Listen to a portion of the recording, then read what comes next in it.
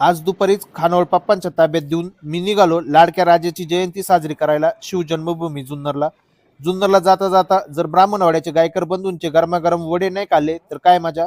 इथले वडे आणि मिसळ खूप फेमस आहे. मस्त वड्यांचा नाश्ता केला आणि जुन्नरच्या दिशेने निघालो. जुन्नरमध्ये आलो तर सगळीकडे शिवजन्म उत्सवाची एकदम जय्यत तयारी सुरू होती. त्याचबरोबर पोलीस प्रशासनही सज्ज झालं होतं. रोडच्या कडेला भगव्या कपड्याने आकर्षक सजावट केलेली होती आणि जुन्नरमध्ये शिवप्रेमींची गर्दी वाढत होती. मामाच्या घरी आलो तर लाडक्या शिवा आणि सम्राटला नाल ठोकायचं काम चालू होतं. मामाच्या घरापासून शिव जन्मस्थान शिवनेरी किल्ला फक्त 200 मीटरच्या अंतरावरती आहे. संध्याकाळी फ्रेश होऊन मामासोबत जुन्नर नगरी फिरायला गेलो.